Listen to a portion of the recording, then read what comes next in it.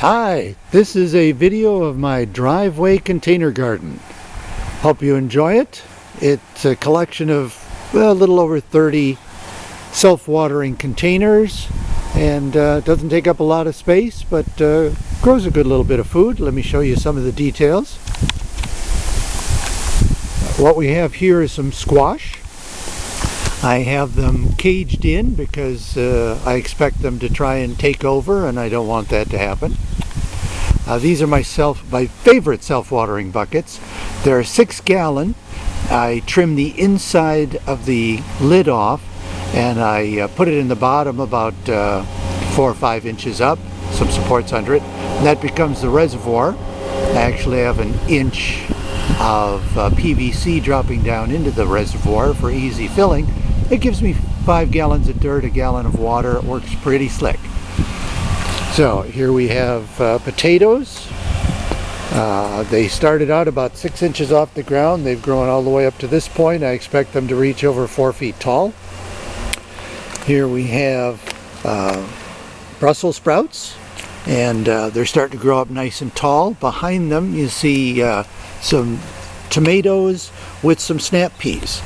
I'm hoping the snap peas will provide lots of nitrogen for the soil, for the tomatoes, and when the heat kills them in late July, the tomatoes will be doing fine as well. Here we have beets, a big one with some little ones growing inside. I'll pull the big one in 2 or 3 weeks, and then the little ones will take off. There we have more tomatoes and snap peas.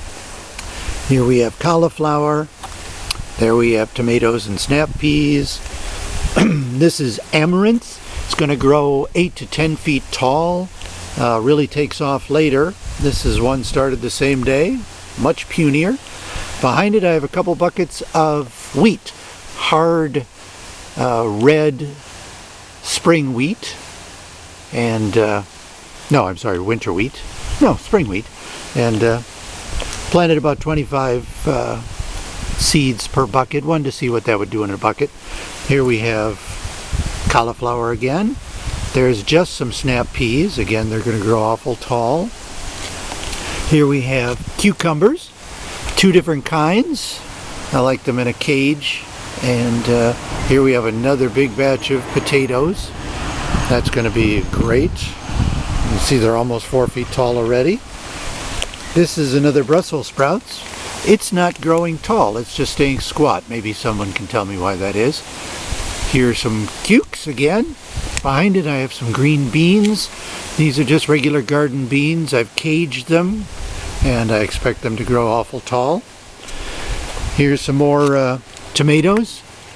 We grow almost entirely the little cherry-sized tomatoes, different types, and that'll grow nicely. Again, we're back to the round self-watering 6-gallon buckets. You may have noticed lots of these are the little 4-gallon square pails. That was my first version of this. Next year I'm going to convert all to the bigger round ones. More dirt, more water, more surface area.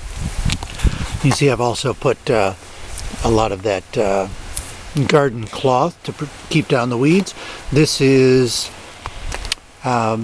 sweet potatoes, and I have 3 of the Georgia Jet sweet potatoes and 3 of the Beauregard.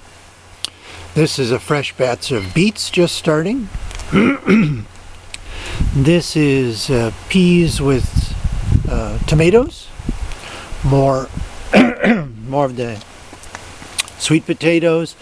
There's sweet potatoes in a cage. They vine like crazy, so I'm hoping to see what happens when I cage them. This is also 3 sweet potatoes Beauregard in a big tub with a cage. That'll be interesting.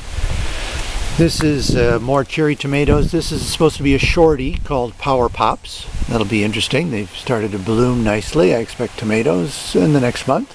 Behind them I've planted some Kamut. I wanted to compare it to the wheat, but I put too many seeds in the bucket, and I think they're just fighting each other. And last but not least, here is 4 different cherry, what are they called? Ground cherry tomatoes. And the tomatoes grow in a little husk, and they're supposed to taste like pineapples and strawberries combined. Should be very interesting. Never had them before, but they're supposed to grow way outward if you let them, so I've put them in 4-foot cages as well. The beautiful thing about the container garden like this is you can start things fairly close together, and when one starts to block another, you can move them apart and spread them out just as far as you need. And of course, if something dies, you can pull it out, maybe even replant it for a winter crop. So that should be everything. You can see it doesn't take up much space. Gets a little shade this time of day, and then it takes off again. Get a good 7 or 8 hours of sunlight. Hope you enjoyed this, and if anyone wants to know more about my super containers, I'm happy to tell you about them. As I said, I start with 6 gallon and end up with a gallon of water and 5 gallons of dirt. It works pretty slick. Thanks, bye-bye.